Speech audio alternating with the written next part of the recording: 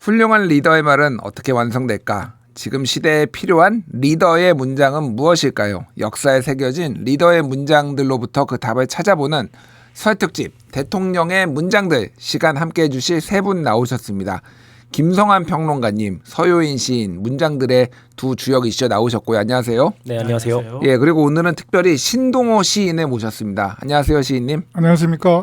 예, 저희가 이제 오늘 설 특집을 좀 준비하면서 어떤 것들을 조금 해볼까 하다가 이제 연휴 첫날에 대통령의 문장들이란 거를 좀 준비를 해봤습니다. 왜 그러냐면은 워낙 이제 윤석열 대통령의 12.3 계엄 이후로 우리가 이제 어떤 대통령을 앞으로는 좀 맞이해야 되고 그동안 우리가 봐왔던 리더들은 또 어떤 장점이 있고 어떤 단점이 있었는지 그리고 그들의 문장과 말은 어떤 품격이 있었는지 뭐 이런 것들을 좀 짚어보고 회고하고 좀 성찰하고 앞으로는 어떻게 해야 될지를 좀 짚어봐야 될 것 같아요. 그래서 과감하게 저희가 세 분을 좀 모셨는데 일단 세 분이 어떤 각오로 오늘 임하시는지.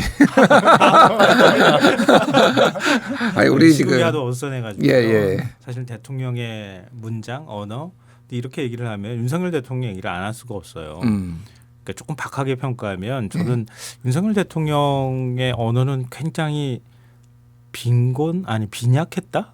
뭐라고 그 언저리 어디에 있는 표현이 아닐까 싶어요. 그러니까 대통령의 철학이나 이런 것들을 국민들은 알기를 원했고 또 대통령이 지향하는 바를 국민들이 알아야 함께 뛸 수 있지 않겠어요.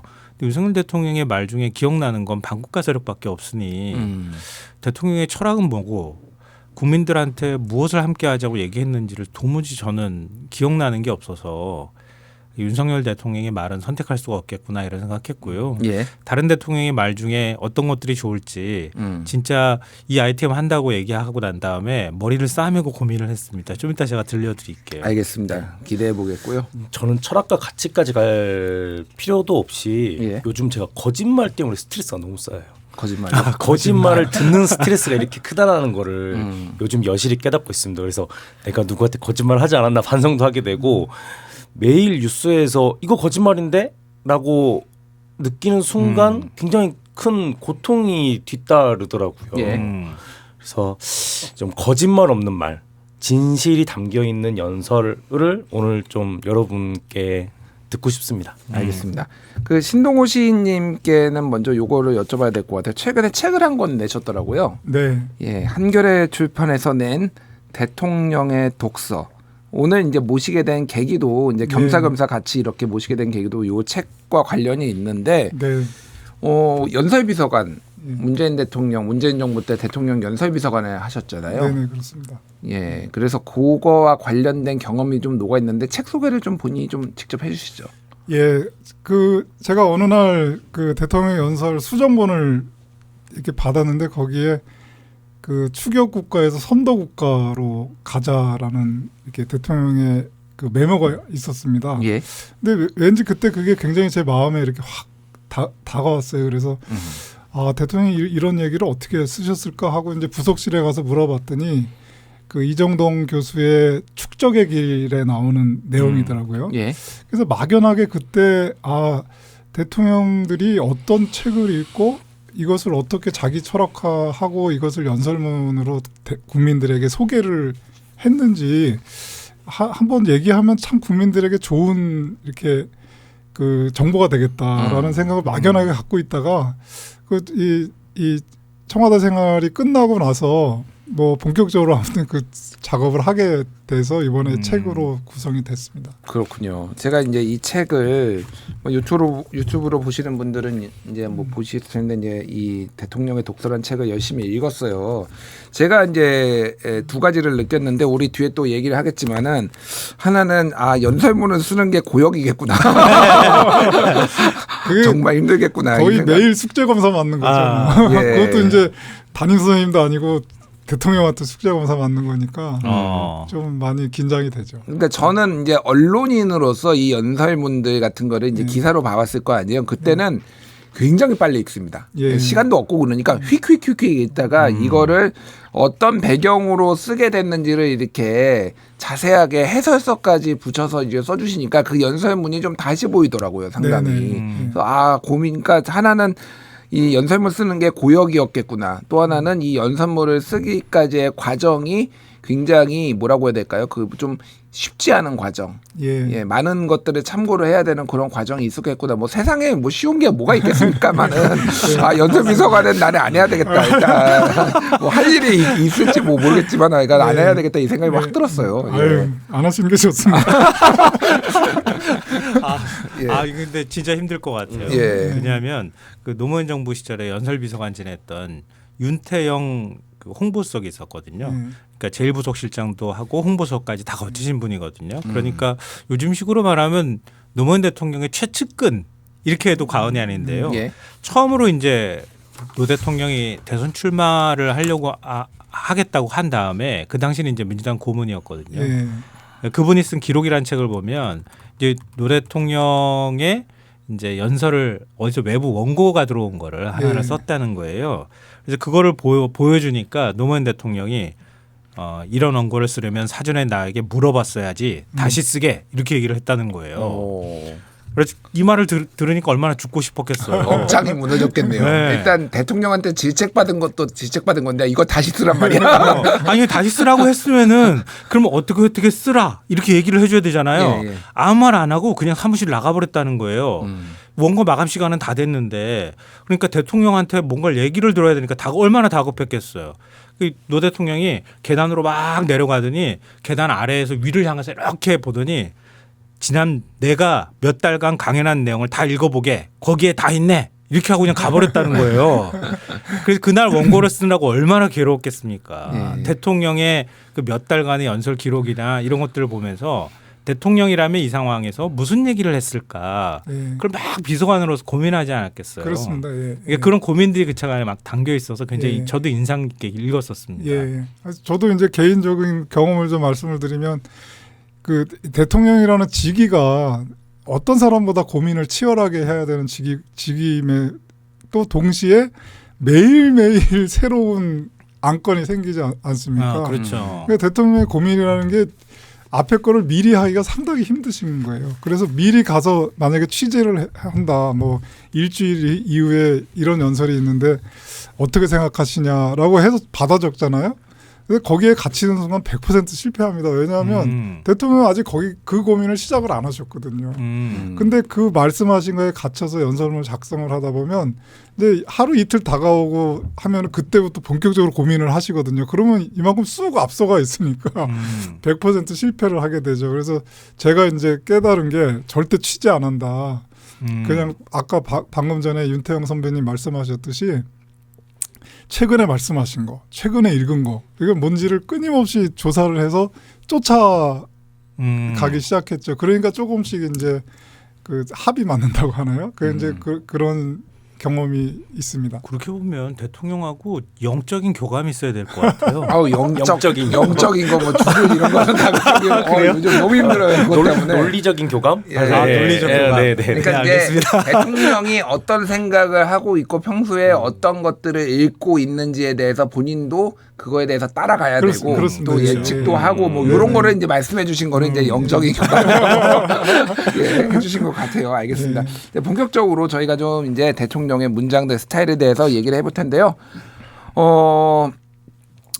신동호 시인님부터 좀 말씀을 해주셨으면 좋을 것 같아요. 먼저, 그러니까 그 대통령의 문장과 스타일이 어떤 특징이 있었는지. 이제 제가 이제 이 대통령의 독서라는 책을 쓰기 위해서 대통령님들이 어떤 책을 읽고 하는 거 되게 조사를 많이 했는데 좀 죄송한 말씀입니다만은 그 보수 쪽에 계신 대통령들이 책을 많이 안 읽으셔가지고 뭐 제가 많이 담지를 못했고요. 이제 김대중 대통령은 워낙에 책을 좋아하셨고 본인 자체가 도서관이셨기 때문에 이제 그분과 노무현 대통령, 문재인 대통령 이렇게 세 분을 좀 비교해 이렇게 보면요, 그 김대중 대통령은 어쨌든 이 민주화 시기에 민주화를 이뤄야 된다라는 그 그런 사명감이 있었기 때문에 지도자로서의 개혁 의지. 그다음에 처음으로 시작한 것들이 굉장히 많습니다. 뭐 예를 들면 복지라든지, 그다음에 이제 뭐 과학기술에 관련된 거라든지, 뭐 IT는 워낙에 유명하니까 네. 그런 것들이 굉장히 많고, 또 노무현 대통령은 이제 어떻게 보면은 시민이 만든 최초의 대통령이지 않습니까? 그래서 이 깨어 있는 시민들에 대한 의식, 그다음에 정치 개혁 이런 데 되게 관심이 많으셨던 것 같아요. 이제 그런 발전의 연장선상에서 문재인 대통령 같은 경우는 비로소 어떻게 보면 이제 촛불 혁명이 만든 대통령이라고도 할 수 있는데요. 그 영향이 저는 분명히 있다고 보고, 이제 그래서 그런지 한 개인에 주목하기 시작합니다. 그러니까 국민 여러분이 아니라 국민 여러분이라고 이야기하면서도 우리 김성환 평론가님이라는 한 개인, 또 이제 서현 시인이라는 한 개인에 주목하기 시작하는 거죠. 이제 그게 대표적으로 드러난 게 5.18 연설에서 5.18 때문에 희생된 분들, 또 5.18을 알리고자 희생된 분들 한 사람 한 사람의 이름을 호명합니다. 이제 그게 또 아까 윤태영 선배 말씀을 하셨는데, 처음에 제가 이제 경험이 좀 부족해서 이렇게 의논도 같이 하고 그랬는데, 대통령 연설에서 개인의 이름을 부르면 안 돼 이러시는 거예요. 예전에 그런 적이 없었다는 거죠. 근데 그것이 이제 이번에 문재인 대통령 때 처음으로 한 개인의 이름을 호명하기 시작한 것 같습니다. 그래서 그게 이제 문재인 대통령 문장의 특징이고 또 연설의 특징으로 자리 잡아서 처음 시작해서 마지막까지 많은 분들의 이름을 호명하면서 연설이 진행됐습니다. 그게 어떻게 보면 시대의 변화인 것도 같습니다. 그렇군요. 그 리더의 스타일과 어떤 그 시대적인 환경이 있었는지가 좀 많이 반영이 된 것 같아요. 예. 예, 말씀하세요. 시인님, 예. 네, 저는 솔직히 말씀드리자면 이렇게 저같이 일반 시민은 대통령의 스타일을 약간 성대모사 하시는 분들한테 많이 빚을 져요. 그 장면이 먼저 떠오르는 거예요. 성대모사 하시려고요? 지금 할 수 있는데 감기에 걸려가지고. 근데 뭐 윤석열 대통령 성대모사 하시는 분들은 이런 말 많이 하잖아요. 말이 많네, 이 말을 많이 하잖아요. 그리고 뭐 예전에 노무현 대통령 성대모사 하신 분들은 뭐 이쯤 되면 막가자는 거지요. 뭐 이런 거 했던 것 같아요. 잘하실 것 같아요. 검사와의 대화에서 나왔던 거죠. 제 기억에 그런 것들이 기억에 남는데. 가장 좋은 성대모사로 쓰였던 밈이라고 할까요? 유행어가 김대중 대통령의 사랑하고 존경하는 국민 여러분. 항상 이렇게 그거는 항상 울림이 있었어요. 네, 시작하는데 저는 그렇게 하는 성대모사는 물론 성대모사까지도 실제 연설은 물론이고 한 게 상당히 울림이 있어요. 그래서 다 대통령이 처음 할 때는 그런 마음일 거고 정치인들은 모두 그렇겠지만 정말로 사랑하고 존경해주면 좋겠다. 그런 생각을 새삼했습니다. 맞는 말씀이십니다. 근데 똑같은 걸 봤는데 두 분의 말씀을 들어보니까 왜 나는 그런 생각을 못했을까 이런 생각도 하게 되고요. 새로운 관점으로 좀 보는 것 같아서 저도 이제 세 분의 연설 뭐 기록으로 있는 이제 명언집이나 이런 책들이 다 있잖아요. 이 집에 있어서 그걸 이번 기회에 다시 한번 좀 들여다봤어요. 그랬더니 뭐 다 말씀하셨으니까 문장에 좀 특징이 있긴 하더라고요. 그러니까 김대중 대통령께서는 굉장히 논리적이에요. 네, 맞습니다. 논리적이고 이제 거시적인 어떤 변화에 대한 얘기들을 많이 했거든요. 근데 그거를 첫째, 둘째, 셋째 뭐 이렇게 하면서 뭐가 어떻게 되는지를 다 이렇게 구성을 해가지고 국민들한테 얘기를 하는 편이었고요. 노무현 대통령은 종횡무진입니다. 그러니까 굉장히 자유로워요. 독서도 그러세요. 독서도 막 과학으로 가셨다가. 그러게요. 막 정치 개혁으로 가셨다가. 자기 경험담으로 왔다가 또 누구를 예를 들었다가 그리고 또 자기가 원하는 걸 또 얘기했다가 또 다른 걸 또 얘기했다가 종횡무진하는데 그래도 왠지 울림이 있어요. 그렇게 하고 뜨거우신 분이죠. 네, 맞습니다. 그리고 문재인 대통령은 그 둘 사이의 어떤 절충점을 찾은 것 같은 느낌. 맞는 말씀. 양자의 것들을 이 조합을 시켜놓은 것 같은. 결합을 시켜놓은 것 같은 그런 느낌을 저는 받았거든요. 개인적으로. 근데 연설비서관을 하셨던 분이 계셔가지고 잘난 척하기가 되게 어려워요. 무슨 말씀이세요? 얘기하면서도 안에 있으면 또 잘 못 봅니다. 뭐 이제 아무래도 그 민주당 쪽에 이제 대통령에 대한 연설이나 이런 거를 많이 보셨을 보셨으니까 그거를 많이 해주셨을 텐데 우리가 또 보수 정당의 대통령 얘기도 좀 안 할 수는 없어요. 그래서 또 밸런스를 좀 맞춰야 되잖아요. 그래 보수 진영의 리더들과 연설 문장 뭐 이런 거에 대해서 조금 뭐 말씀해 주실 분이 있는지. 아까 전에 근데 이제 신동호 시인님께서 신동호 비서관님께서 그 얘기를 했어요. 보수 쪽 대통령은 별로 책을 많이 안 읽어서 참고할 게 없다더라. 근데 아유, 제가 기사를 좀 아니요 뭐 그게 아니라 기사를 좀 찾았는데요.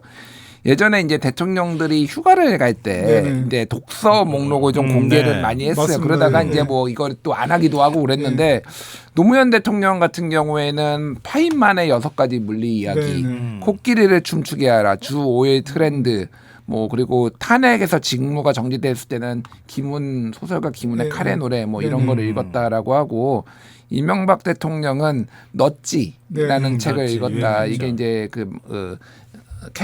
캐선 스타인이 쓴 하버드의 굉장히 이제 실용적인 실용서죠. 실용서인데 이제 심리학 네. 서적이기도 하고요. 그리고 정의란 무엇인가 예. 이 책을 써서 이 책을 읽었다고 했는데 이게 아직 출판되지 않아서 불법 논란이 약간 있었고요.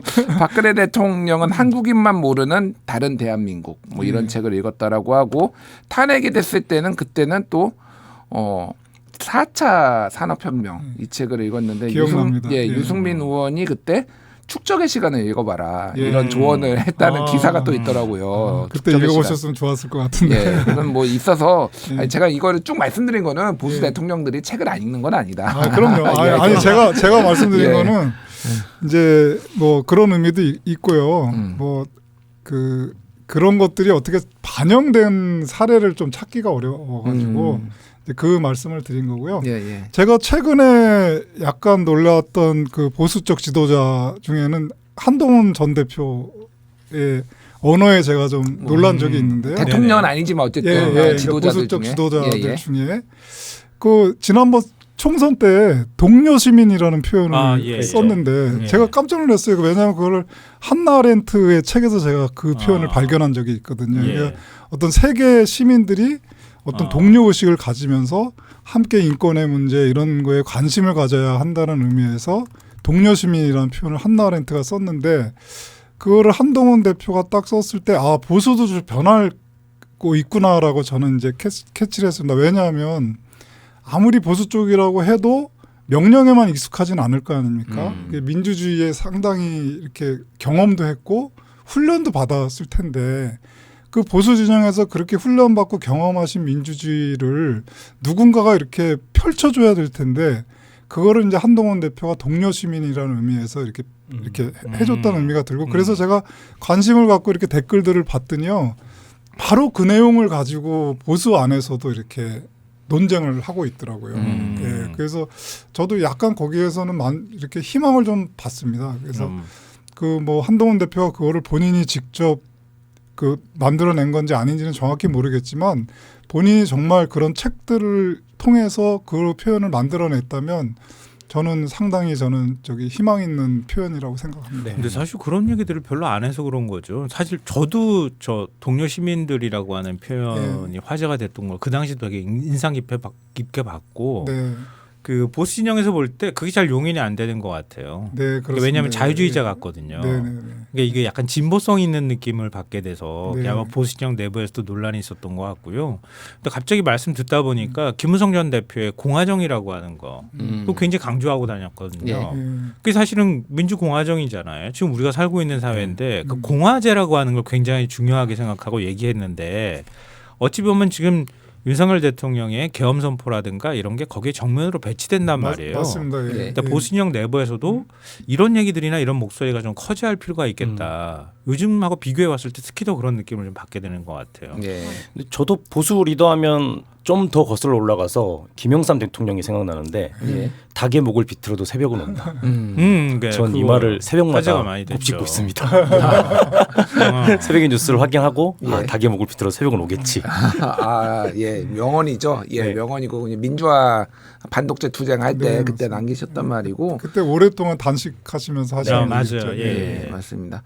그래서 그 한동훈 대표가 썼던 표현은 사실 말씀하신 대로 보수 진영에서도 조금 논란이 있었고 너무 뭐 일부에서는 이제 뭐 반대쪽 진영에서는 잘난 척한다, 스타일리스트다 뭐 이런 얘기도 있었는데 네. 저는 이제 의미심장했던 게 한나 아렌트가 이제 독일의 철학자인데 대표적으로 이제 우리가 많이 사람들한테 알려져 있는 게 악의 평범성이라는 거잖아요. 그러니까 왜 멀쩡한 사람들이 왜 히틀러의 말을 듣고 그렇게 다 유대인들을 학살을 했고 이런 것인가 이런 거에 대한 개념적인 설명을 했던 사람인데 아이러니하게도 왜 윤석열 정부에서 비상계엄을 하는데 그 많은 사람 멀쩡했던 사람들이 다 그거를 따라가지고 저 아무런 저항감 없이 그렇게 할 수가 이거 권위에 복종했던 것인가 이거에 대해서 좀 환기시키는 다시 한번 생각해보게 만드는 그런 상황이 아닌가 좀 생각이 들더라고요. 예.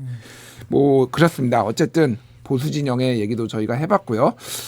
구체적으로 한 분씩 본인이 좀 감동받았던 대통령의 연설이라든지 문장 이런 것들 하나씩 좀 찝어주시면 좋을 것 같아요. 이게 꼭 국내에만 한정하지 말고요. 사실 해외에도 명연설들이 굉장히 있잖아요. 뭐 우리가 아는 뭐 링컨이라든지 아니면은 뭐 존 F 케네디도 있을 거고 오바마 뭐 있을 테고 굉장히 많은 연설들이 있을 텐데 자유롭게 한 분씩 좀 얘기해 주시면 좋을 것 같습니다. 어느 부분부터 하시겠습니까? 저부터 할까요 그러면? 예. 왜냐하면 서윤 씨님 하실 때가 된 것 같은데 안 하시고 계셔가지고. 아니 오늘 저 때문에 말씀을 많이 못 하시는 아니요, 아닙니다. 저 말 많이 했는데요. 이게 보통 이게 좀 예능 프로그램에서 그런 표현을 써요. 예. 캐릭터 겹친다고. 그러게요. 예. 시인 조명이 나오니까 약간 캐릭터가 좀 겹치긴 하네요. 저보다 훨씬 그 바닥 정서에 네. 가까우신 것 같아서 좀 다행인 것 아, 같습니다. 네.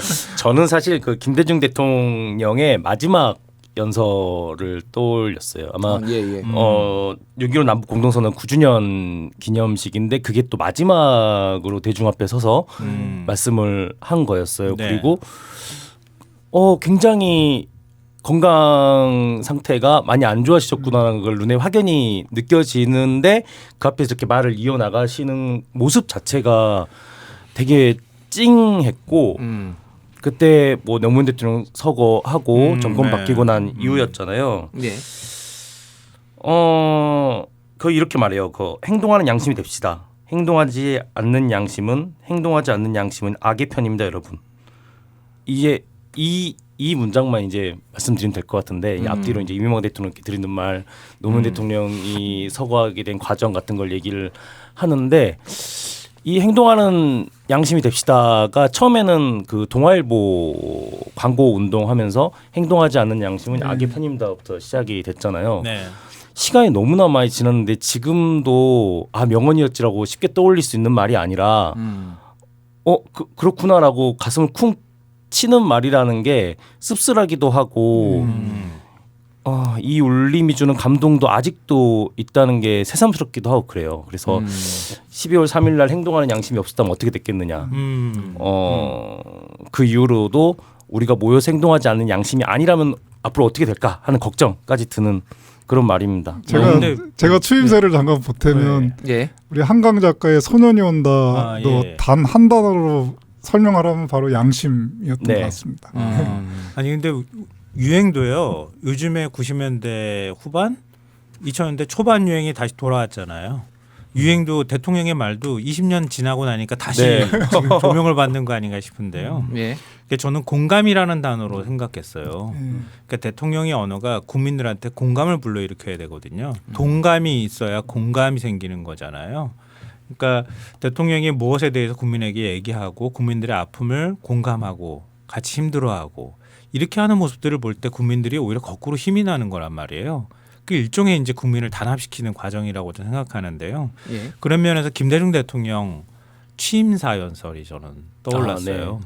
그러니까 IMF 외환위기라고 하는 6.25 이후의 최고 국난이라고 당시 표현했었잖아요. 국민들 어마어마한 충격을 받았고 외환위기 그 IMF 구제금융이 들어가면서 몇 달 만에 140만 명 넘게 일자리를 잃었어요. 어마어마한 충격이었잖아요. TV에서 맨날 해직당하는 동료를 보면서 울고 이런 모습들을 봤던 게 지금도 기억이 나는데요.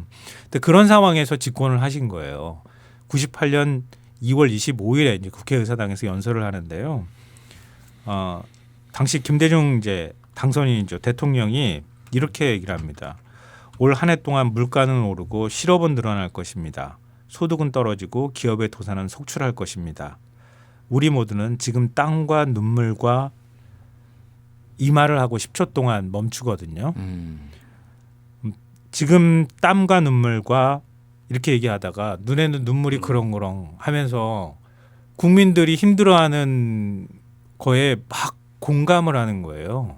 아마 그때 그 장면 연설하는 장면을 영상으로 찾아보시는 분들은 저도 지금도 그렇지만 당시에도 그랬고 그 이후에도 영상을 보면서 계속 그거 보면서 혼자 눈물을 찍어내기도 하고 그랬는데요. 그렇게 말을 잊지 못하다가 고통을 요구받고 있습니다. 이렇게 얘기해요.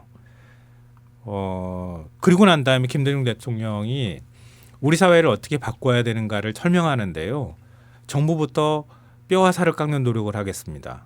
그리고 우리 사회는 앞으로 이렇게 지향해야 합니다. 그리고 벤처혁명이나 이런 것들 그 다음에 하나하나씩 이렇게 얘기를 하거든요. 그리고 이게 이 말씀까지 제가 전해드리면 좋을 것 같은데요. 이렇게 얘기합니다. 도대체 우리가 어찌해서 이렇게 됐는지 냉정하게 돌이켜봐야 한다. 정치, 경제, 금융을 이끌어온 지도자들이 정경유착과 관치금융에 물들지 않았던들, 그리고 대기업들이 경쟁력 없는 기업들을 문어발처럼 거느리지 않았던들, 이러한 불행한 일은 일어나지 않았을 것입니다. 잘못은 지도층들이 저질러 놓고 고통은 죄 없는 국민이 당하는 것을 생각할 때 한없는 아픔과 울분을 금할 수 없습니다. 마지막으로 이렇게 얘기합니다. 저를 믿고 적극 도와주십시오. 국민 여러분의 기대에 반드시 부응해내겠습니다. 이렇게 얘기했는데요. 그리고 난 다음에 국민들이 금붙이 다 꺼내고 이렇게 하면서 2년 만에 IMF 구제금융에서 우리가 벗어날 수 있었거든요. 이게 대통령이라 리더의 힘이라는 생각이 들어요. 앞으로 만약에 우리가 또 다른 대통령을 맞이하는 날이 온다 하더라도 그 대통령은 부디 좀 지금 우리 힘들잖아요. 이런 에너지를 국민들한테 심어 넣어줬으면 좋겠다 이런 생각을 해봤어요. 저도 동의 드리고요. 저는 이제 우리 문재인 대통령 얘기하려고 했더니 두 분 다 김대중 대통령을 말씀하셔서 문재인 대통령은 비서관님이 그냥 하시면 되는 거예요. 시인님이. 아니 그런데 저도 김대중 대통령 얘기를 해야 될 것 같은 그래서 예, 지금 우리 김남환 평론가님 말을 이렇게 제가 받아서 좀 더 하면 그 어려운 상황에서 김대중 대통령께서 대한민국 그 복지 철학을 펼치기 시작하십니다. 그래서 이 복지가 국민의 권리다. 그래서 그 당시에는 복지 대상, 보호 대상이라는 표현을 썼는데 그 김대중 대통령께서 수급권자라고 표현을 바꾸면서 이 복지가 국민의 권리이고 국가의 의무임을 규정하셨거든요. 예.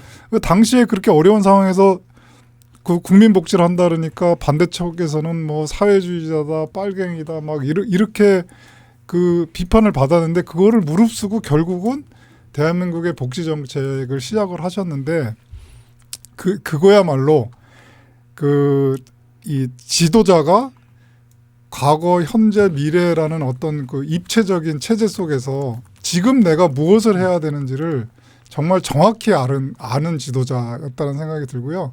그런 지도자가 저는 정말 훌륭한 지도자라고 생각을 합니다. 예. 김대중 대통령 뭐 말씀해 주셨지만은 나라가 굉장히 백척간도에 있는 상황이었고 국민 통합을 해야 되고 경제 위기도 극복해야 되는 상황이었기 때문에 또 김대중 대통령이 본인의 철학이 워낙 확고하신 분이었잖아요. 네. 그러니까 끊임없이 이제 설득을 하려고 했던 그러니까 돌이켜 보면은 지금의 어떤 정치 환경과 그때의 어떤 정치 환경을 좀 비교를 해보고 그러면은 그때가 김대중 대통령 때가 더 대통령하기 편했다라고 볼 수는 없거든요. 그럼요. 예. 그때는 뭐 그럼요. 막 의원 꺼주기 이런 것도 하셨잖아요. DJ 변압하고 그렇게 예. 그러니까 뭔가 하여간 굉장히 그 정치적으로 대통령이 곤경에 처했을 때가 많은데 이거를 좀 계속 이제 설득을 하기 위해서 그리고 그 국민들한테 그런 자신의 신념이나 이런 것들을 좀 설득하려고 했던 그런 노력들이 돌이켜 보면은 굉장히 대단했다. 인내심을 가지고 하려고 했던 게 좀 대단했다 이런 생각이 맞습니다. 많이 듭니다. 예, 저는 뭐 저도 하나 해야 될 것 같아서 너무 이제 진행자까지 골라가지고 오셨어요.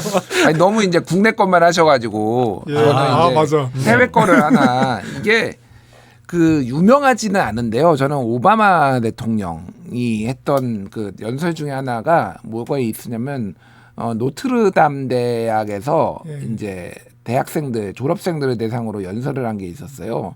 근데 이게 2009년에 있었던 일이거든요. 그런데 여기에서 이제 여기가 이제 그 가톨릭과 관련된 이제 대학이잖아요. 그래서 소위 말해서 미국에서도 이제 낙태 문제, 이제 임신 중단 문제가 굉장히 첨예하게 이제 사회적 문제가 됐는데 오바마 대통령은 본인의 소신에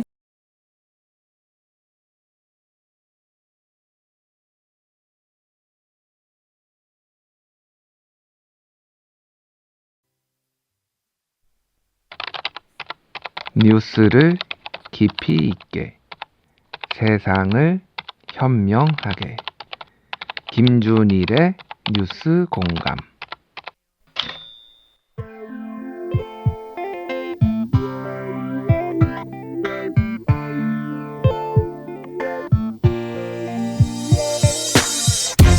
좋은 대화는 블랙커피처럼 활기를 주고 잠들기 힘들게 한다.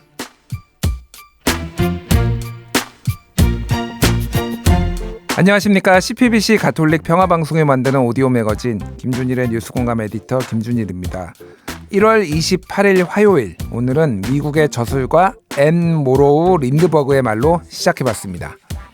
좋은 대화, 그것이 고팠던 사람들이 있습니다. 그래서 그들은 카페를 만들고 커피를 마시고 또렷한 정신으로 수없는 담론을 주고받으며 생각과 상상 그리고 미래를 그려갔습니다.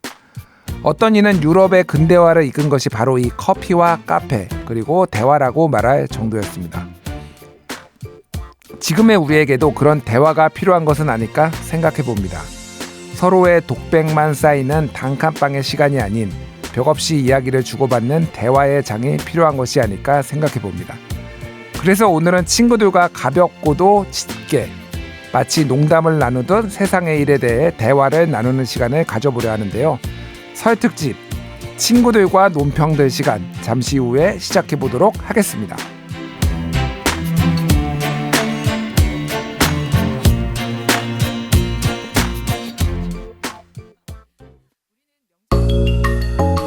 김준일의 뉴스 공감은 유튜브 보이는 라디오로도 함께하실 수 있습니다. 유튜브에서 CPBC 라디오를 검색해 주세요. 독백이 아닌 대화로 만들어가는 내일의 시간을 위해 준비한 설 특집 친구들과 논평들 함께해 두실 두 친구 나오셨습니다. 장성철 공론센터 소장님 그리고 박성태 사람과 사회 연구소 연구실장 오셨습니다. 안녕하세요. 네, 안녕하세요. 일단은 이 타이틀을 저희가 좀 잘못 잡은 것 같네요. 형님들과 논평들 이렇게 해야 되는데 이게 맘먹으려고 제가 한 것 같아서 댓글에는 아마 니들 또 모였냐 막 이럴 것 같은데요. 예. 근데 이렇게 김준일 앵커님과 같이 이렇게 모인 거는 되게 드문 일인 것 같습니다. 그러니까요. 네. 예. 저는 두 분과 많이 하니까 저는 또 장성철이냐 그럴 것 같아요. 예. 일단 예. 장성철 소장님이 중심에 있고 저랑 김준일 평론가님이 교대로 하고 있어서 그럼 제가 사회 볼까요? 오늘? 드문 일이에요. 일단 대한민국 최고의 평론가 두 분을 저희가 모셨습니다. 이분들 모시기가 제가 보기에는 웬만한 정치인 아니 웬만한이 뭐야 진짜 어려운 게 너무 많은 방송들을 하고 계셔서 시간이 안 맞아요. 정말 그런데 특별히 이렇게 시간을 내주셔서 두 분께 감사드린다는 말씀을 올리겠습니다. 예. 불러주셔서 감사하죠. 예. 저희도 부르면 다 갑니다. 알겠습니다. 예, 시간을 저희가 한번 맞춰서 다음에도 모시는 걸로 하고요. 자, 설 특집으로 오늘 정치 얘기를 마련했는데 뭐 너무 구체적인 얘기들 뭐 이런 것도 있지만은 조금 좀 거대 담론보다는 좀 편안한 얘기들 좀 해보려고 하고 있어요. 올해 설은 좀 느낌이 많이 다른 것 같아요. 박성태 실장님도 좀 다르시죠? 다르죠. 그러니까 연말부터 대통령의 이상하고 끔찍한 계엄 이후에 저도 뭐 괜히 화병도 많이 나고 그리고 그 다음에 국민의힘 주도 세력들이 어떻게 보면 대통령의 계엄을 말로는 아니라고 하지만 행동으로는 두둔하고 극우 세력들이 서부지방법원을 폭도로 난입하고 보면서 화병이 좀 생기는 것 같아요. 근데 이제 저만 사실 화가 나면 사람이 처지잖아요.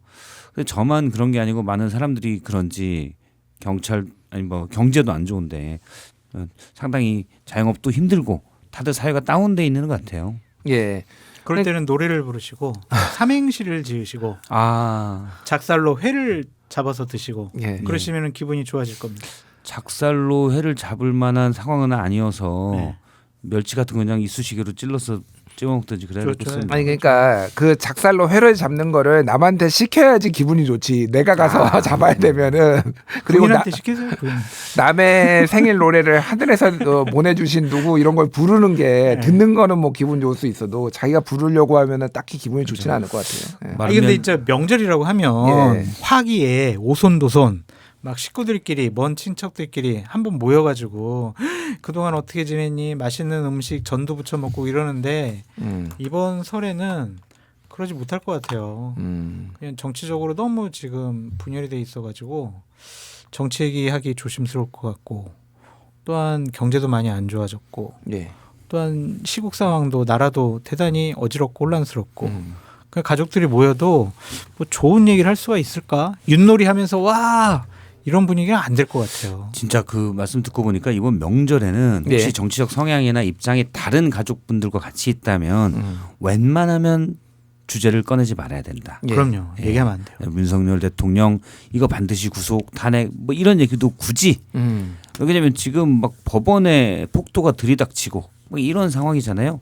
근데 반대쪽 원래 대통령 탄핵 이걸 해야 된다고 하는 분들은 이건 너무나 뭐 그냥 1 더하기 1은 2 같은 예. 아주 명쾌한 진실이고 사실인데 이걸 또 너무 명백하게 반대하는 분들이 계셔서 자칫하면 서로 멱살 잡을 수 있으니까 맞아요. 가족끼리는 그럴 필요 없잖아요. 예. 누가 정치 얘기 꺼내면 피하셔라.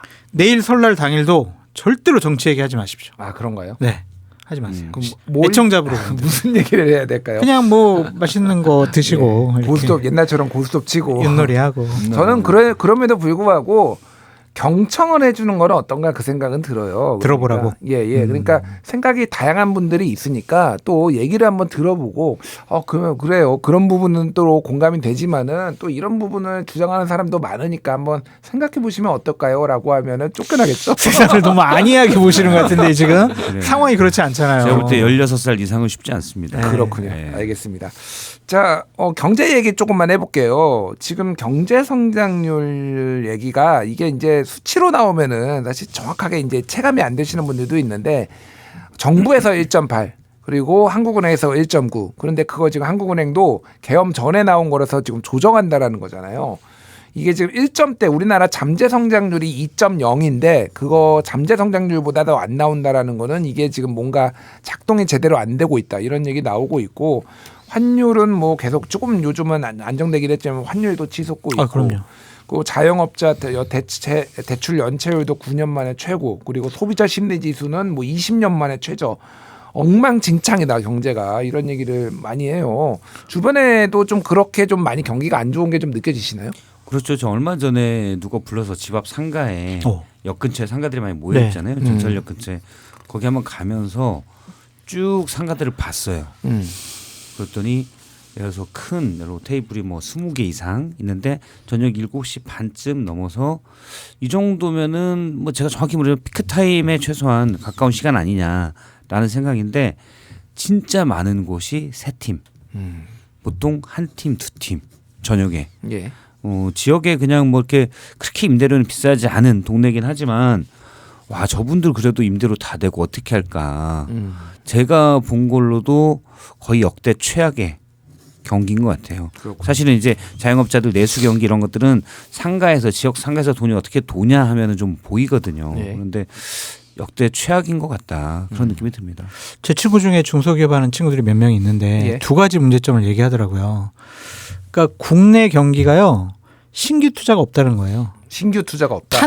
탄핵이 진행이 되면은 그냥 일상적으로 하는 그런 거 말고 새로운 투자를 정부 지자체에서 올스톱한대요 그냥. 그 의사 결정을 안 해버리는 거죠. 안 해주죠. 지금 불확실성이 크니까. 그러니까 이제 탄핵이 얼마나 진행될지 모르겠지만 그동안은 자신들이 사업하기가 너무 어렵다라는 거 하나 얘기해줬고 또 하나는 그 친구 중에 한 명이 이제 아프리카와 동남아에서 수출해가지고 사업을 해요.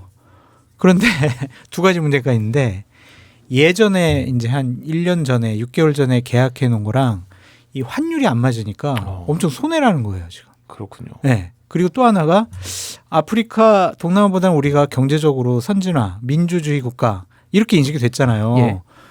이제 그 가서 여러 정부 관계자들을 만나서 여러 가지 얘기를 해보면 너희 나라 대통령 탄핵 계엄 선포 하면서 이상하게 조롱 받는 느낌, 그냥 우습게 보는 느낌 그런 것도 든다는 거예요. 외국에서 그런 얘기를 해요, 진짜? 네, 그렇게 한다는 거예요. 그러니까 걱정하는 게 아닐까요? 걱정하는 게 아니라 약간의 이제 조롱 섞인. 야, 그동안 뭐 너희들 뭐 해방 뭐 되고 뭐 원조 받는 국가에서 원조 하는 국가로 뭐 G8 이렇게 간다고 했는데 지금 너희들 뭐냐 지금 계엄 선포하고 탄핵당하고 니들 나라 정치 후진국 아니야? 이런 얘기까지 듣는다는 거예요. 그러니까 그쪽 정부와 관공서와 일을 해야 될 중소기업들은 상당히 이제 위축되는 거죠. 그게 되게 두렵다고 하더라고요, 그런 것들이. 그 진짜 실질적으로 영향이 있을 것 같아요. 예. 우리도 그렇잖아요. 뭐 특정 국가를 얘기하면 그러니까 메이드 인 땡땡이다. 그러면 이제 그쪽 제품을 좀 우습게 보는. 그거는 사실은 그쪽 문화 뭐 이런 것도 있겠지만 기본적으로 기술이나 또는 국가 체계 뭐 이런 것도 있고 우리나라가 K-팝, 뭐 한류, 뭐 드라마, K-드라마 이런 것들에서 국격도 엄청나게 올라가고 그렇죠. 우리나라 제품이다 하면 일단 인정했는데 이제 이분들 머릿속에는 한국 하면은 그러니까. 총든 군인이 국회에 난입하는 것, 갑자기 폭도들이 법원에 난입하는 것 이런 영상을 떠올리면 이미지가 될 가능성이 있다. 그렇군요. 제가 이제 금융계에 계신 분들하고 좀 얘기를 나눠봤는데 국제 신용평가사에서 한국의 신용등급 이제 더블A를 낮출지 말지를 되게 고민 중인데 사실은 당장 낮출 생각은 없대요. 그럼에도 불구하고 이게 언제 끝날지에 대해서 그렇죠. 좀 진짜 실제 재고 있다. 그래서 정말로 이 불확실성이 계속 이어질 경우에는 조치를 취할 수도 있다. 뭐 이런 얘기들을 좀 하는 걸 들었습니다. 그럼요. 그래서 결국은 이제 뭐 차기에 뭐 누가 대통령이 되든 그건 좀 저희가 또 좀 뒤에 여쭤보긴 할 텐데 대선 전망. 근데 이게 빨리 끝내야 되잖아요. 탄핵이. 그러니까 그렇죠. 탄핵 요 정국이 언제쯤 탄핵 심판 결정이 날 거라고 보세요? 대략적으로 두 분은? 저는 3월 18일로 예상해 봅니다. 이 정도로 과감한 건 내가 처음 봤다. 처음 봤어요? 3월 18일. 뭐 중순 보통 그렇게 얘기하죠. 예, 보통 뭐 3월 뭐 셋째 주 뭐 이런 식으로 말씀하시는 거 맞는데 왜 18일? 저는 3월 18일 그 즈음 되지 않을까. 예. 그냥 원래는 저는 3월 말이나 4월 초쯤 예상했거든요. 예. 4월 18일 날 대통령이 임명한 헌법재판관 2명이 임기가 만료가 되니까 문영배, 이미선. 네, 예. 그 전에 이제 할 거라고 생각을 했는데 지금 윤석열 대통령께서 헌재 출석해 가지고 하는 얘기들을 보면 헌법재판관들이 더 이상 안 들어도 될 것 같네 이렇게 생각할 것 같아요. 대통령이 잠깐만요, 제가 할 말 있어요. 막 이러더라도 예. 뭐요? 들어보고 저번에 얘기했잖아요. 그건 말이 안 될 것 같아요라고 하면서 윤석열 대통령 측이 재판을 좀 질질 끌려고 해도 재판관들이 용인을 안 할 것 같다. 그래서 좀 빨라질 것 같다. 그래서 그냥 3월 18일 이렇게 그냥 찍었어요. 아, 근데 이제 누구한테는 과학적인 그게 근거는 빨라지는 없어요. 게 아니라 야 3월 18일까지 기다려야 돼? 이런 생각. 왜냐하면 2월 말에 될 거라고 막 보시는 분들도 있어가지고. 진보 쪽 분들은 다 그렇게 많이 그렇게 생각하시더라고요. 2월 쪽에 베팅하시는 분들이 있는데 우리 실장님은 저도 적어놨거든요. 저는 아예 이렇게 딱 최종 결정은 질문이 있길래 네. 예. 3월 18일 또는 진짜? 25일 적어놨어요. 장 소장님하고 너무 많이 같이 다닌 것 같아요. 그러니까 감염됐어, 오염됐어 내가 보기엔 두 사람이. 이렇게 딱 적어놨잖아요. 와 진짜 그래요? 18일. 오 신기하다. 아니 그러면은 3월 18일, 25일 공통점은 화요일이네요. 화요일이죠. 왜 왜냐하면 화요일이에요? 제가 볼 땐 그래요. 지금 2월 13일까지 8차 변론길이 잡혔거든요. 네. 사실은 이거 한 4차만 해도 뻔한 건데 원래 탄핵 심판에서 탄핵을 파면을 인용하려면은 조금 더 그래도 얘기를 들어주자. 예. 그래서 저도 4월 18일 전에 결론 낼 거다. 4월 18일까지는 어느 정도 4월 초수까지는 끌고 갈 거라고 그렇죠. 생각했는데 일단 대통령이 말도 안 되는 소리를 계속하고 있고 또 지금 예를 들어서 지난번 서부지방법원 폭도들의 난입 사건처럼 너무 이 구구층이 결집하면서 사회 안정을 해치고 있기 때문에 예. 그거보다 좀 단축이 될 것 같아요. 그런데 현재 8차 변론기일까지 잡혔는데 거기서 끝나냐? 일단 증인 신청을 좀 하고 있거든요. 윤석열 대통령 측에서. 예. 그래서 조금은 더 하지 않겠냐. 그래서 2번 더하면 일주일에 2번씩 하니까 4번 더하면 2주 정도가 늦춰집니다. 예. 그래서 2월 말까지 탄핵 심판 변론길이 이어지고 지난번 박근혜 전 대통령 때 보면 2월 27일까지 변론을 하고 3월 10일 날인가요? 이때 선고를 했거든요. 예, 예. 2주 좀 넘네. 그러니까 그때는 결정문 쓰는데 열흘 정도 걸린 거죠. 그렇죠. 예. 보통 열흘 2주 이제 일하는 날짜로 2주 열흘 정도 걸리는데 그걸 감안하면은 3월 10며칠이 될 것 같아요. 그런데 이게 3월 18일보다 한 일주일 전에 11일 날 해버리면 60일 전이잖아요. 예. 대선이 그러면 5월 초에 이 황금 연휴 기간이랑 걸려요. 근데 뭐 헌법재판소가 그런 것까지 고려를 할까요?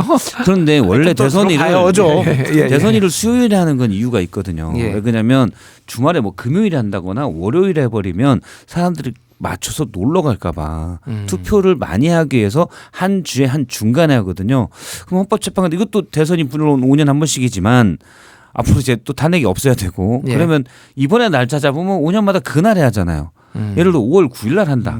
그러면 애매해지는 거예요. 5월 초에 이어서 대선 날 노니까 사람들이 길게 연휴 잡고 휴가를 길게 갈 수가 있거든요. 예. 그래서 그런 것도 저는 헌법재판관들이 일부는 감안할 수 있다. 그렇게 생각을 하고 뭐 5월 초를 피하고 나면 예.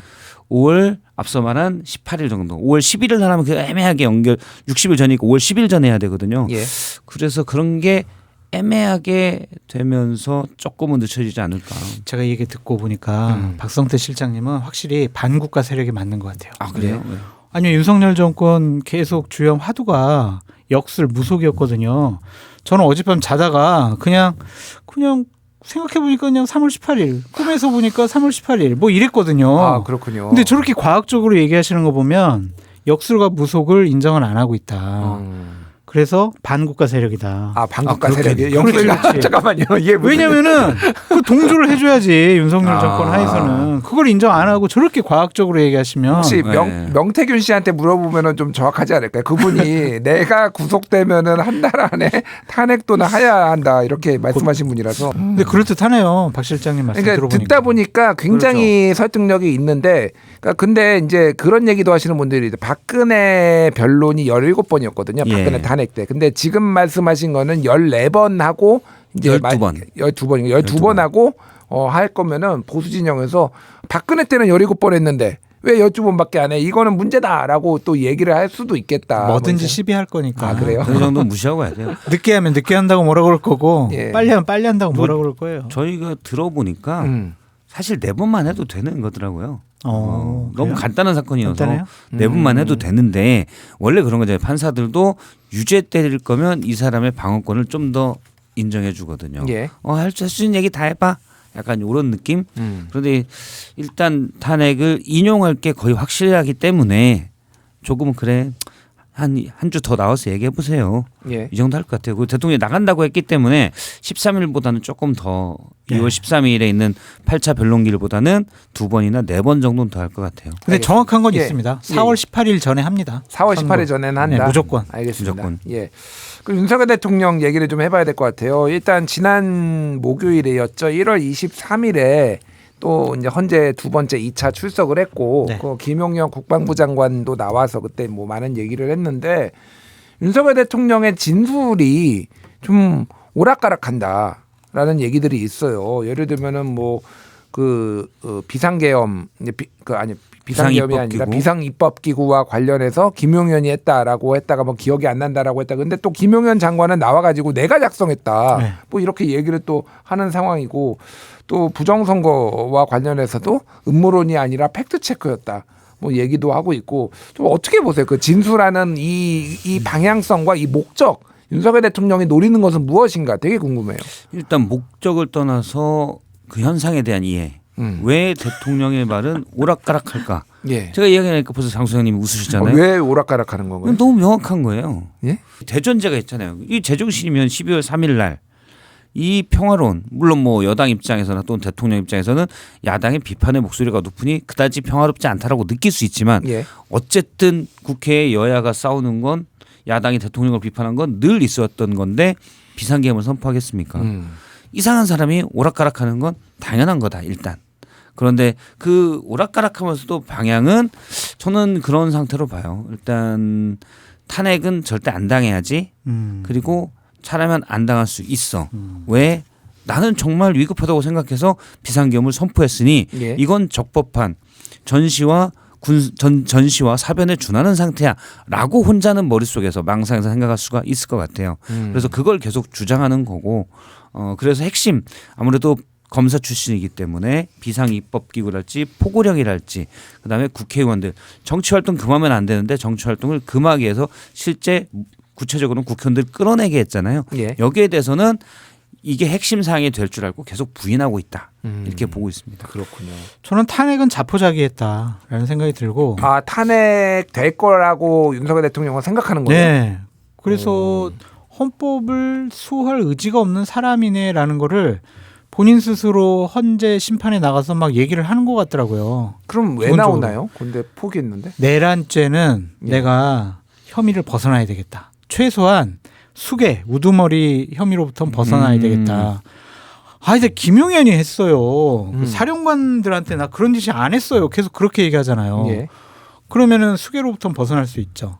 김용현이 잘못 알아듣고 사령관도 문맥을 이해하지 못하고 과잉 행동했다. 그런 식으로 지금 몰고 가는 것 같아요. 그러니까 이거는 내란죄는 벗어날 수 있지만 어느 정도 탄핵 심판 관련해서는 그냥 이거는 나는 그냥 대통령직에서는 내려오더라도 감옥에서 평생 예. 아니면은 내가 사형은 당하지 말아야지. 그렇게 지금 내란 수괴 혐의를 벗어나고자 하는 고도의 예. 변론 진술이 아닌가라는 생각이 들어요. 아니 근데 내란 수괴 혐의를 벗어나려면은 네. 수사를 하는 공수처나 검찰에서 잘 가서 내란 수괴가 아니라고 설득을 해야 되는 거 아니고 헌재는 이 사법기관 중에서 이제 그러니까 징계를 담당하는 거지 여기가 형사 재판하는 데가 아니잖아요. 근데 사실은 윤석열 대통령이 검사잖아요. 예. 그러니까 검사랑 얘기하다 보면 검사의 페이스에 넘어간다. 그래서 안 해도 될 말도 막 흥분해가지고 할 수도 있다. 그렇게 생각을 해서 헌재에서 딱 준비한 것만 정제된 얘기만 딱 하고 공수처 검사 앞에서 나 안 해. 그래서 그냥 저 헌법재판소에서 얘기했으니까 그거대로 받아 쓰세요. 그냥 이러지 않을까라는 생각이 들어요. 말려들지 않기 위해서. 그렇군요. 저는 아무리 그래도 이제 내란의 우두머리 네. 사형과 무기징역 무기 금고만 있는 우두머리를 피할 수 없다고 보고 예. 일단 대통령에게 전혀 어울리지 않는 수식어가 있어요. 뭡니까? 고도에 안 돼요. 불가능한 일입니다. 그래서 일단 계속 우기기 난 잘못한 게 없어라는 우기기 전략이다. 저는 이렇게 보고 있습니다. 자, 그런데 이제 김용현 장관이 검찰에서 진술한 거하고 지금 이쪽에서 그 이제 헌재에서 진술하는 거하고 좀 다른 것 같아요. 윤석열 대통령한테 정치인 체포 지시받은 적이 없다라고 또 얘기도 하고요. 그러니까요. 비상입법기구 쪽지도 내가 썼다. 그 문건도 내가 썼다라고 얘기를 했는데 또 검찰에서 얘기한 거는 또 다르거든요. 그러니까. 그래서 이게 무슨 생각일까? 이 생각이 좀 들어요. 생각을 해보니까 내가 그렇게 사실대로 진술을 하면 윤석열 대통령이 진짜 내란 수괴가 돼가지고 사형이나 무기징역 받을 수 있겠구나. 그런 충성심과 의리 때문에 지금 진술을 좀 바꾸고 있는 것이 아닌가라는 좀 생각이 들고요. 그때 이제 23일 날 김용현 전 장관이 한 얘기들을 보면 되게 윤석열 대통령을 미화시키고 막 띄워줬어요. 예. 피를 토하는 심정으로 비상계엄 선포했고 윤 대통령이 소수만 투입했다. 그렇게 지시했다. 그래서 본인도 이게 계엄이 될까? 이런 생각을 했다라는 거잖아요. 그리고 민주당사에도 병력을 투입했다. 해라라고 본인이 했는데 윤석열 대통령이 그거 하지 마. 이랬다는 거잖아요. 예. 그러면 윤석열 대통령은 계엄을 실질적으로 선포할 생각은 없었고 경고성으로만 하려고 했는데 내가 조금 오버해가지고 그렇게 지시를 내렸지만 결국에는 아무 일도 일어나지 않았어. 우리는 다 내란 수괴 아니야. 이런 식으로 몰고 가려는 것 같다. 그런 생각이 드네요. 그렇군요. 알겠습니다. 뭐 이거는 이제 추후에 또 저희가 지켜보면은 어떤 헌재에서는 또 이제 검찰에서는 어떤 결론을 내릴지 보면 될 것 같고 서부법원 폭동 굉장히 저도 충격을 받았고 많은 분들이 충격을 받았어요. 근데 이게 이제 여러 가지 분석들이 나오는데 이게 어떻게 가능했을까 이 얘기가 나오거든요. 그러니까 우리가 일반적으로 옛날에 학생운동 많이 이제 하셨던 80년대 이 학번들 얘기를 들어봐도 자기들도 법원은 네. 법원은 넘어가지 않아. 법원은 건드리지 않았다. 이런 얘기들을 했거든요. 뭐 미 대사관은 넘어가도 법원은 안 건드렸다. 이런 얘기를 하는데 뭐가 우리나라 사회가 어떻게 변화하고 있길래 이런 일들이 벌어졌을까? 박성태 실장님 어떻게 보십니까? 있을 수 없는 일이죠. 있을 수 없는데 인구가 5천만 좀 넘으면 별의별 사람들이 다 있긴 하거든요. 그런데 법원에 대해서 직접 뭐 공공기관 법원이 아니라도 법원 다 덩치가 크잖아요. 예. 뭐 7, 8층이 넘는 건물 크기에. 그런데 거기를 내가 들어가서 깨부순다? 상대적으로 쉽지 않아요. 일단 건물 자체 크기에 큰 행정기관에서는 겁이 나거든요. 그런데 그 건물이 그냥 구청도 아니고 법원이에요. 서부지방법원.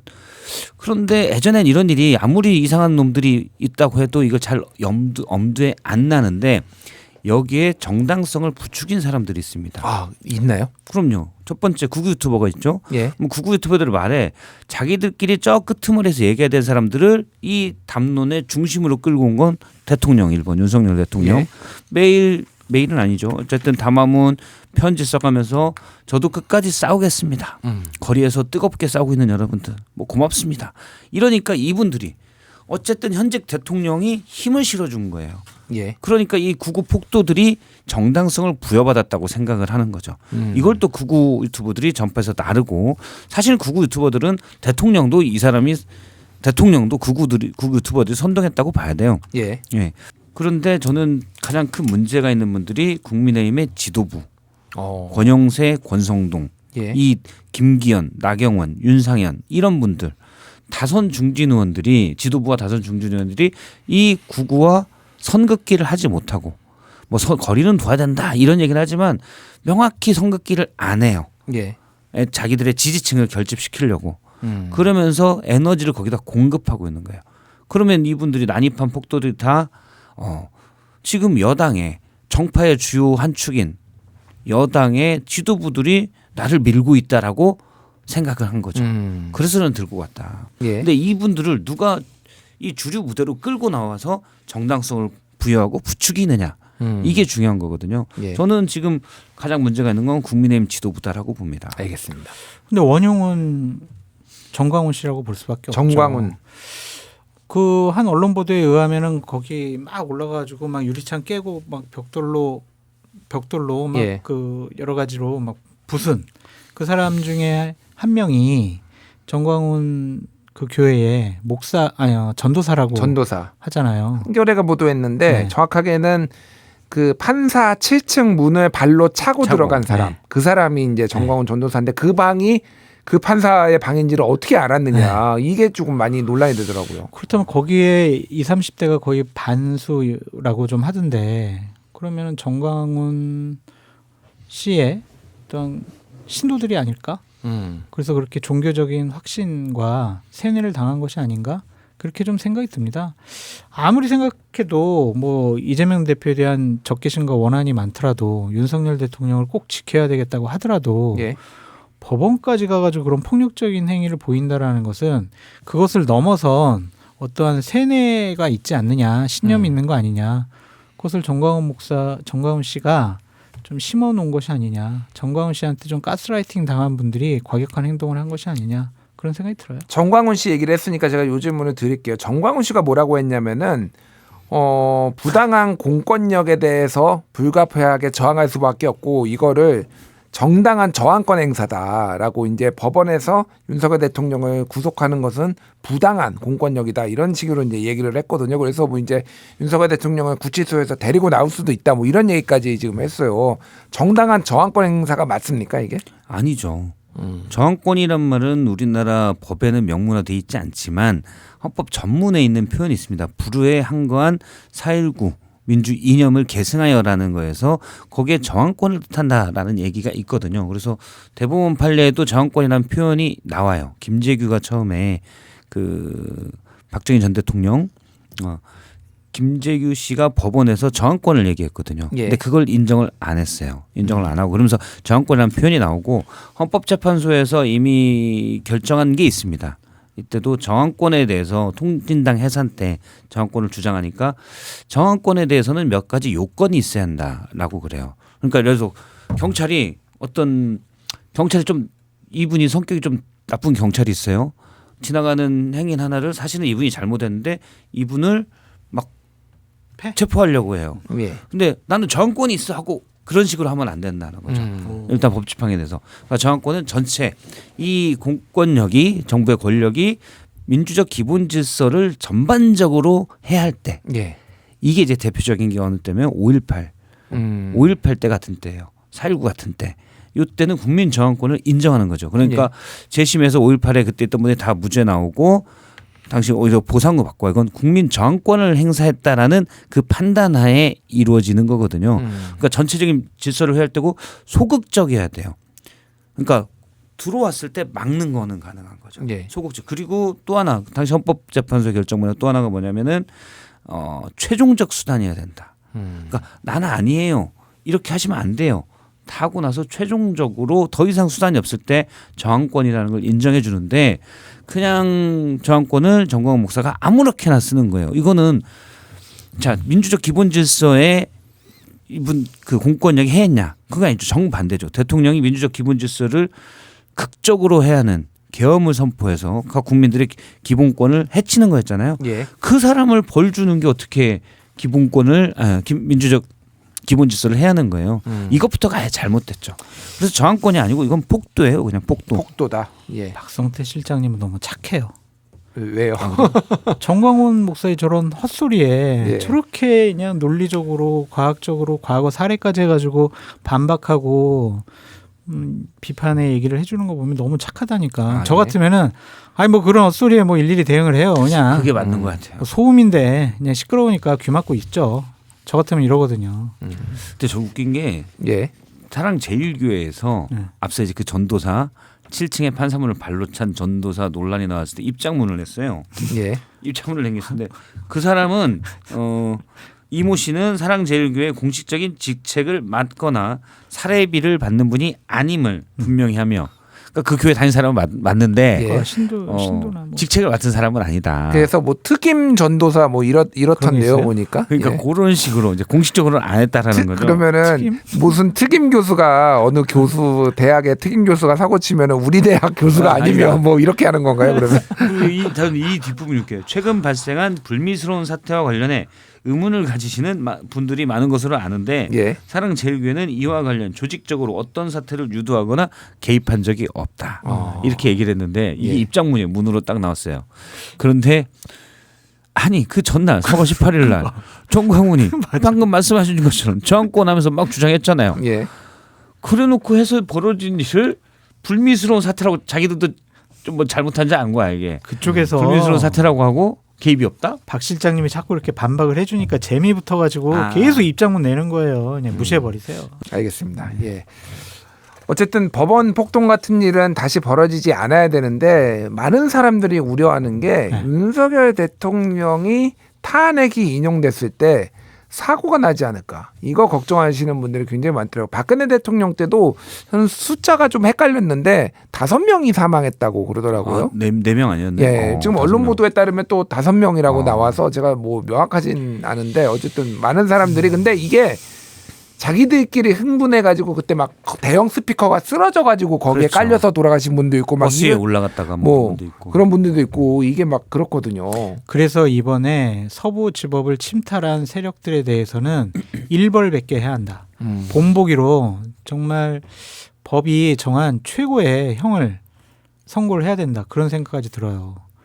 그렇지 않고 그냥 그래 뭐 훈방 아니면은 뭐 집행유예 아니면 벌금 이러면은요 자꾸 이런 일이 반복될 겁니다.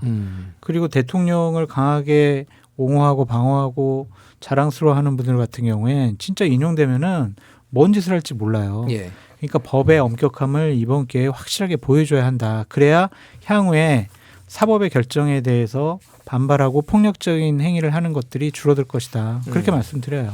그러니까 이게 극우분들에게도 제가 말씀드리고 싶은 게 잘 안 듣겠죠. 안 듣겠지만 일단 말씀드리고 싶은 게 지난번 2017년, 16년, 17년 때 박근혜 전 대통령 탄핵 국면에서 제가 토요일마다 특보를 했었거든요. 제2본부에 있을 때 딱 그 앞 시간 그다음 뉴스룸은 이제 그 S 선배가 하시고 그 앞 시간에 특보를 매번 했었는데 저희 회사에서 계속 강조했던 게 그거예요. 절대 광화문에 촛불을 든 시민들에게 어떤 흥분이 될 수 있는 멘트를 날리면 안 된다. 그런 걸 조심해야 된다. 그렇죠. 그래서 행진을 하는데 예정 시간은 어디 골목을 돌아서 지금 그 청와대 앞에 어디에 도착했으면 안 돼 있어요. 예. 그 영상을 보면 이게 잘 안 가고 있어요. 행진 대열이. 그러면 뭐 경찰이 막고 있네 이렇게 해가지고 저거 경찰이 막는 거 아닙니까? 이런 식으로는 절대 하면 안 된다. 저도 이제 그런 생각 가지고 있었고 왜냐하면 집회에 참여해 있는 시민들을 자극이 되면 오히려 그게 폭력 집회로 변질될 수 있는 우려가 많아요. 근데 그 중에 몇 명만 여러분 이거 뚫고 가시죠 라고 해버리면 이상하게 됩니다. 그래서 그런 게 안 되게 그리고 그런 거는 나쁜 짓입니다라는 오히려 적절하지도 않고 옳지도 않은 일입니다라는 이런 메시지를 계속 줘야 돼요. 예. 그런데 지금 극우 집회들은 그게 아닌 것 같아요. 오히려 흥분시키고 정광훈 같은 사람들이 예. 선동하고 흥분시키는 거예요. 물론 모여서 대통령의 탄핵은 잘못됐다라고 주장하는 건 그들의 자유죠. 저는 자유라고 생각해요.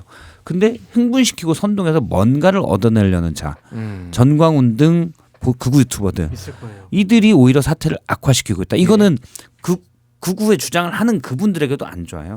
그래서 또 하나를 말씀드리면 이번에 그 60여 명인가 50여 명이 구속됐잖아요. 58명. 58명 구속됐죠. 현재까지 58명 구속됐는데 주요 핵심 세력들이 이 중에는 조금 있을 거다. 그렇죠. 그냥 넘어간 사람도 있겠지만 핵심 세력도 있기 때문에 이렇게 좀 구속이 되면 예.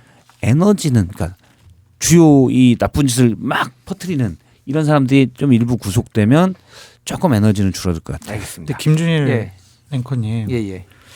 기각되면 어떡하죠?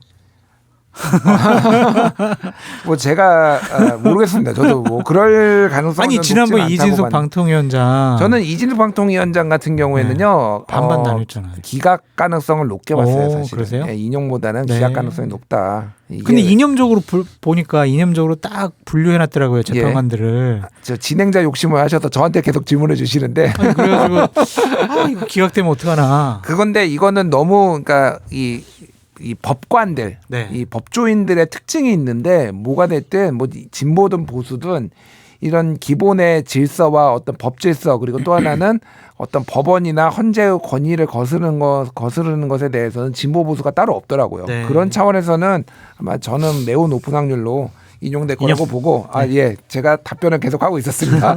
말렸어. 요 얘기 해볼게요. 이재명 대표 이제 민주당 얘기를 좀 해봐야 될 것 같아요.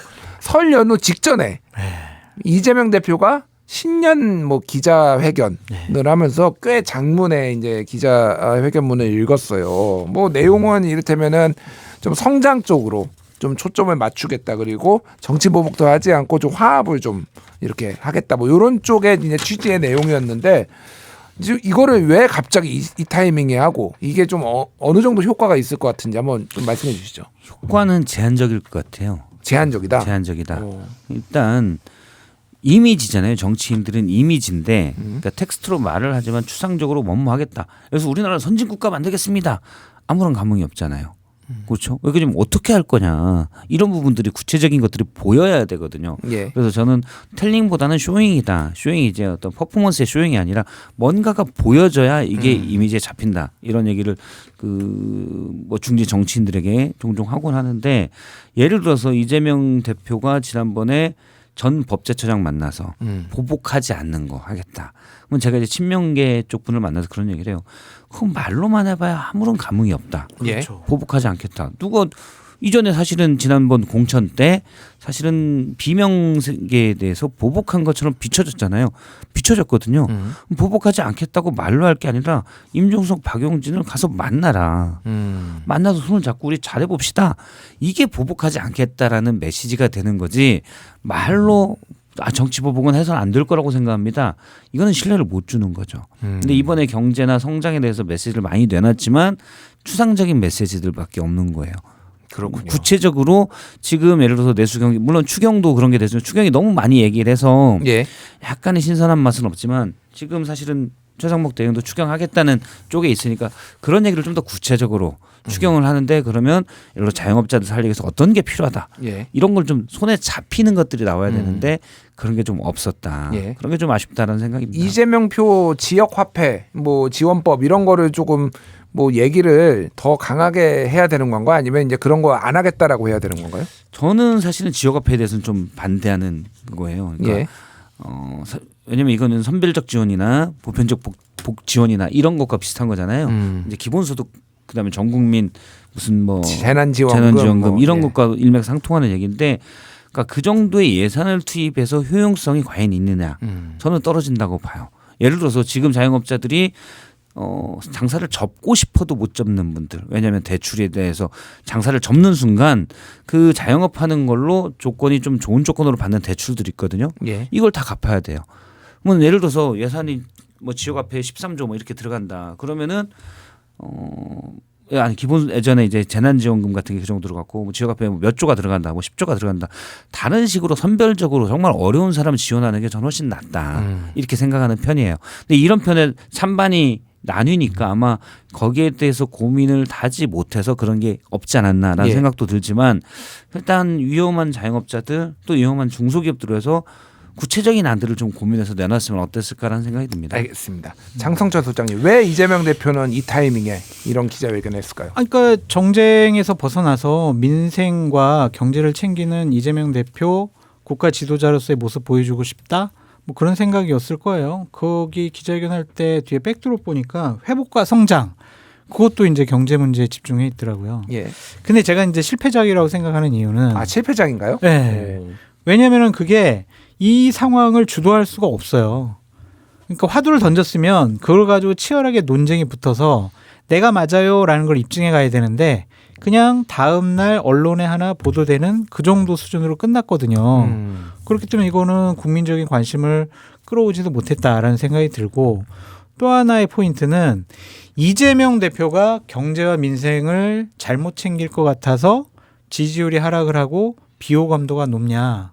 그건 아닌 것 같거든요. 그보다는 본인의 비호감도는 법률적인 도덕적인 문제에서 비롯된 거거든요.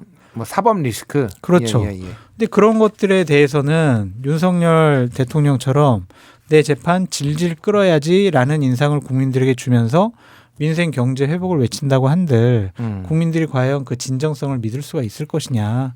그래서 저는 포인트를 잘못 잡았다 그런 생각이 들어요. 근데 그 이재명 대표 공직선거법 2심과 관련해서 뭐 위헌 법률 심판의 제청을 신청하겠다라는 거는 사실이 아니다. 그거는 검토만 한 거지 신청한 건 아니다. 또 검토가 문제라니까요. 도둑질 하려고 할 때 도둑질 해야지라고 계획하고 분석하고 한번 여러 가지 상황을 살펴본 거, 그것부터 잘못이라니까요. 이게 도둑질에 비유될 정도로 나쁜 예를 짓인가요? 들면요. 예를 들면 그러니까 저희 같은 보수파 쪽 사람들은 비판할 수밖에 없죠. 윤석열 재판 질질 끈다고 욕하면서 자기 재판 질질 똑같이 끄네. 그럼 뭐가 달라? 민주당의 윤석열은 이재명이다. 이런 비판받으면 어떡할 거냐고요. 그래서 저는 실패한 거다. 차라리 박성태 실장님 얘기한 것처럼 보복하지 않아요? 피명계 정치인들 품고 또 이제 반 윤석열에 섰던 하지만 진보 쪽이 아닌 인사들 만나가지고 내 사람 만들고 그런 모습 보여주면은 정치 보복 선언하는 것보다 훨씬 더 효과적이라고 보여지거든요. 그런데 이제 많은 분들이 또 그런 얘기를 하시더라고요.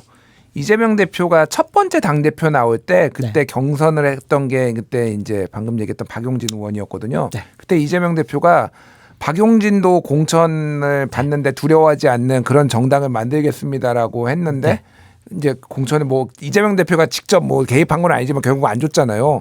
그러니까 그렇게 한다고 해서 그러면 사람들이 신뢰할 수 있겠냐, 이재명을. 이미 그런 식으로 말을 바꾼 사람이라는 생각이 좀 이미지가 너무 강한 거 아니냐. 행동으로 보여주면 되죠. 행동으로 그러니까 찾아간다고 해서 예를 들면은 그렇게 믿는 사람들이 이재명 대표가 예를 들어 박용진 의원을 전 의원을 찾아가서 만나서 밥을 같이 먹고 뭐 이렇게 해요.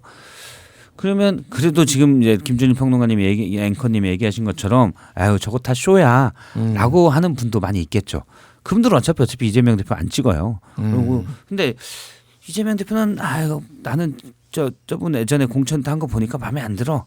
그냥 어느 정도 이런 분들, 그런 분들은 그냥 말로 하는 것보다 찾아가서 나 보복 안 하겠어. 이건 뭐 말이잖아요. 그냥 말은 누가 못해요. 근데 예. 찾아가서 껴안는 모습을 보인다면은 그분들에겐 좀 더 효과적이죠. 아니, 그 정도 효력은 있다. 그렇게 이제 감싸 안으면은 박용진 의원부터 이재명 전도사가 될 거예요. 아, 그래요? 그래서 이재명 와 이러고 다닐 거예요. 예, 제가 박용진 의원 한번 다음에 모셔서 이재명 전 그렇게 찾아오면은 이재명 전도사가 될 수 있는지 한번 네. 물어볼게요. 제가. 박용진 TV 하고 있거든요. 예, 김준일 앵커님 하시잖아요. 예, 그거 예. 가끔 나가서 박용진 의원이랑 얘기하는데 본인이 직접 얘기하지는 않는데 이재명이 도와달라고 하면 도와줄 수 있다. 그럼요. 이런 생각 갖고 있어요. 본인이 지금 뭐 대선 나갈 건 아니거든. 예. 그러면 굳이 경쟁자가 아니에요. 예. 그러니까 그렇죠. 도와달라고 하면 도와줄 수 있다. 이런 걸 가지고 있어요. 본인도 이재명 대표가 대통령 될 가능성이 크다고 보니 뭔가 또 뒤를 봐야 될 거 아닙니까? 예. 예. 알겠습니다.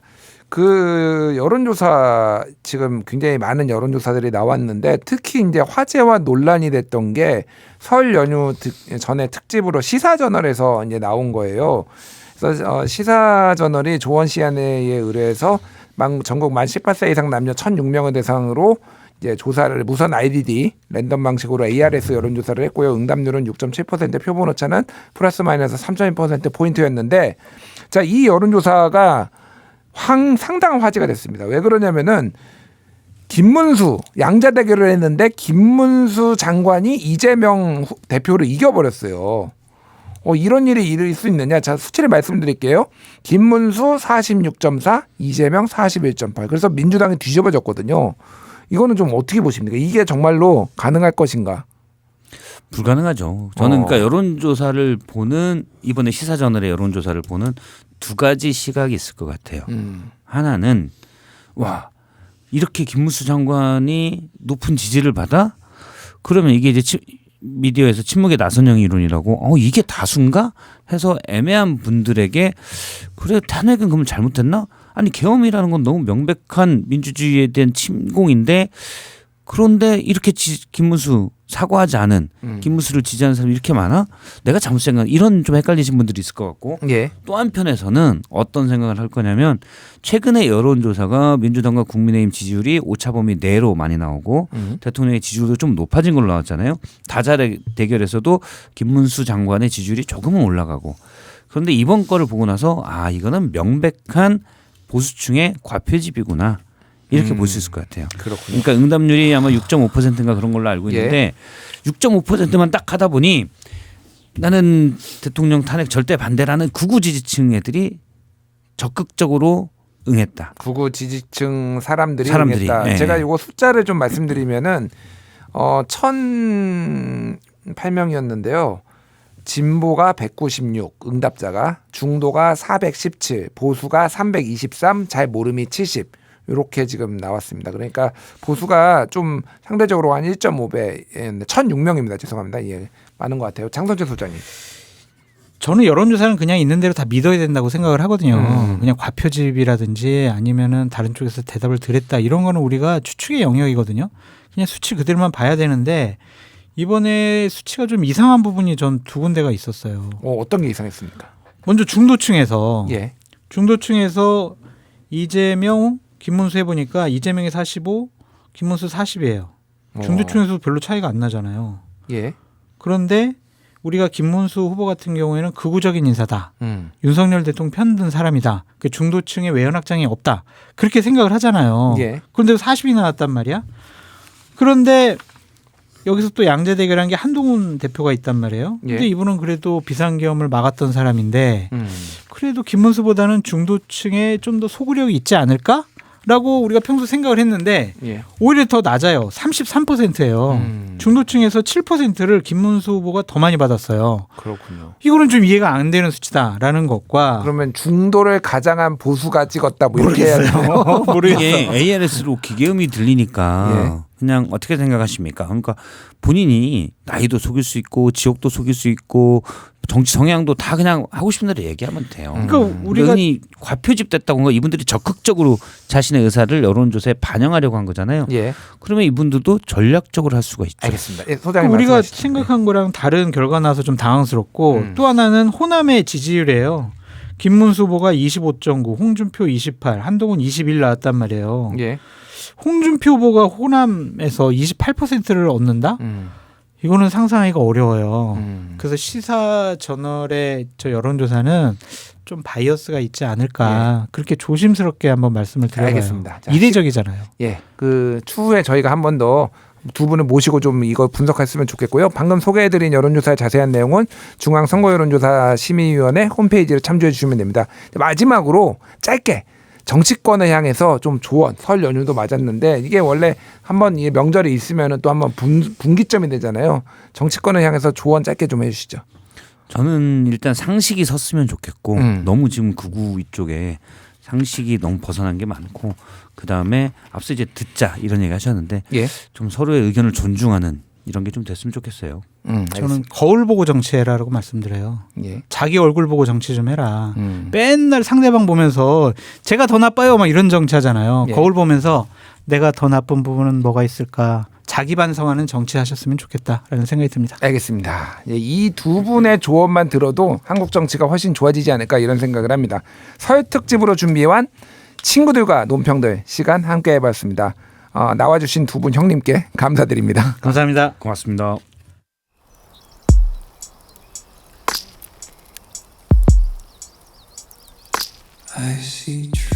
오늘의 칼럼입니다. 차단 혹은 대화.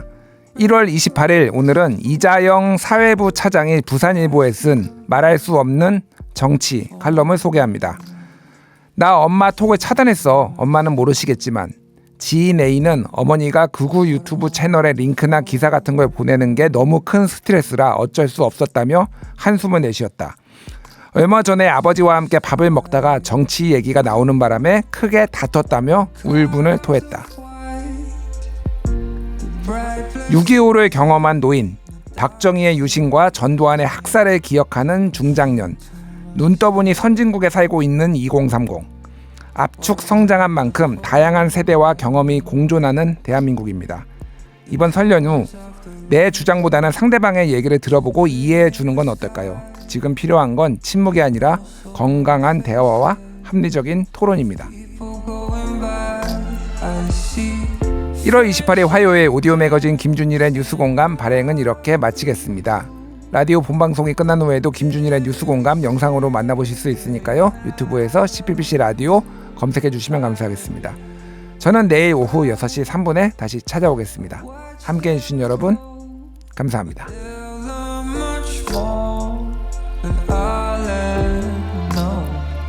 I think to myself, what a wonderful